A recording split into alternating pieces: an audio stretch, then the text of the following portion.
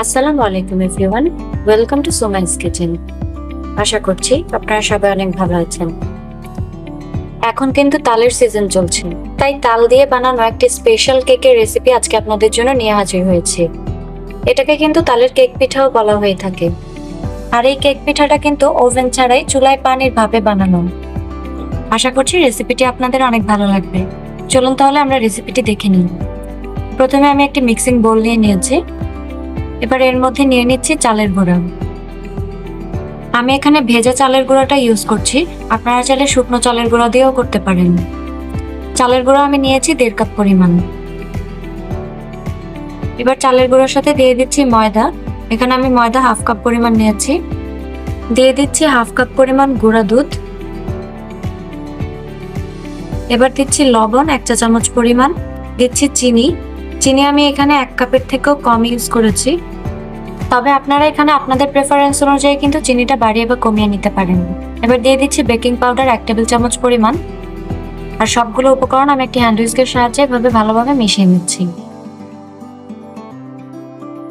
মেশানো হয়ে গেছে। এবার আমি এখানে দিয়ে দিব তালের রস।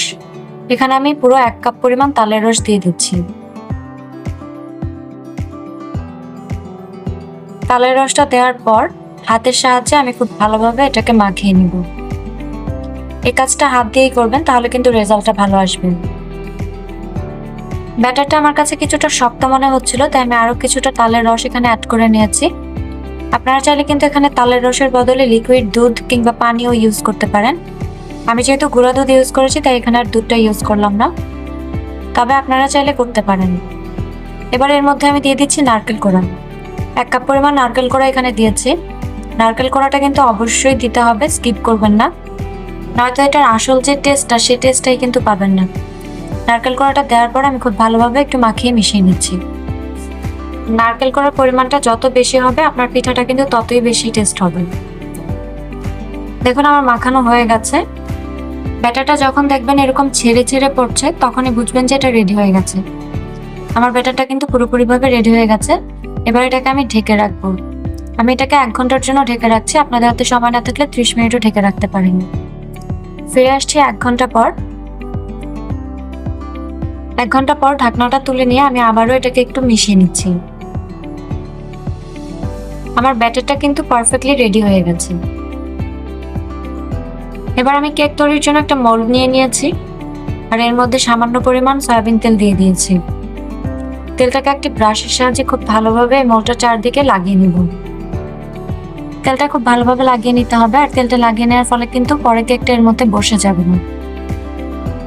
এবার আমি ব্যাটারটা এটার মধ্যে ঢেলে দিচ্ছি।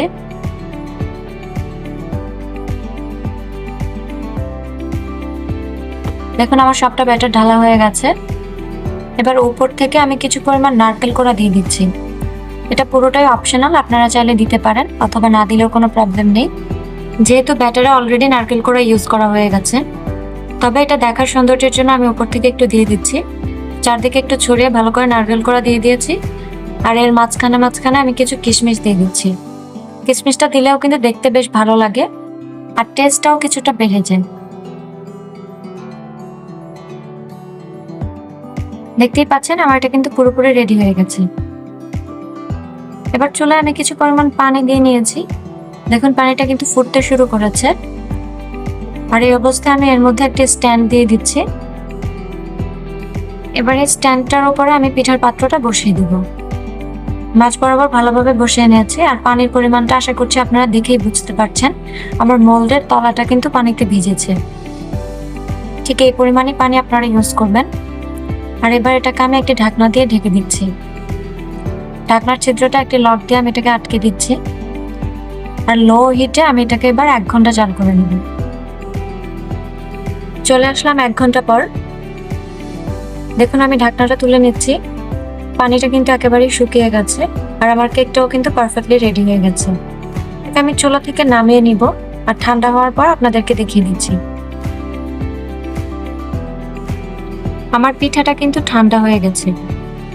এবার দেখুন এটাকে আমি একটু ডিমোল্ড করে দেখাবো। একটা চাকুর সাহায্যে চারদিক থেকে এভাবে একটু ছাড়িয়ে নিচ্ছি।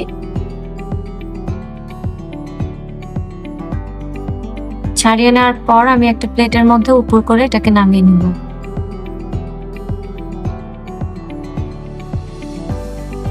উপর করতেই দেখুন কেকটা কিন্তু খুব সুন্দরভাবে খুলে এসেছে, আর এটা কিন্তু খুব পারফেক্ট হয়েছে যে দেখেই বোঝা যাচ্ছে। কেকটাকে উল্টে নিচ্ছি। দেখুন এবার কেকটা দেখতে কতটা সুন্দর হয়েছে। এটা দেখতে কিন্তু বেশ লোভনীয় লাগছে। তালের এই কেক পিঠাটা কিন্তু ভীষণ ফ্লেভারফুল। এটা থেকে যে স্মেলটা ছড়াবে সেটাতেই আপনারা একদম পাগল হয়ে যাবেন। যেহেতু তালের সিজন চলছে, তাই অবশ্যই কিন্তু এই রেসিপিটি একদম মিস করবেন না। অন্তত একবার বাসায় ট্রাই করে দেখুন, আর এরপরে আমাকে কমেন্ট বক্সে ফিডব্যাক জানান। চলুন এবার এই পিঠাটা কেটে দেখাচ্ছি। একটা ছুরির সাহায্যে আমি একপাশ কেটে নিচ্ছি। এই কেক পিঠাটার ভিতরটাও কিন্তু ভীষণ সফট আর স্পঞ্জি হয়েছে। এই সুন্দর তালের কেক পিঠার রেসিপিটি আপনাদের কাছে কেমন লেগেছে অবশ্যই কমেন্ট বক্সে জানাবেন। আর আমার চ্যানেলটি এখনো সাবস্ক্রাইব করে না থাকলে সাবস্ক্রাইব করে পাশে থাকা বেল আইকনটি প্রেস করে দিবেন। দেখা হবে আবারও নতুন কোনো রেসিপি নিয়ে। সে পর্যন্ত ভালো থাকবেন। আল্লাহ হাফেজ।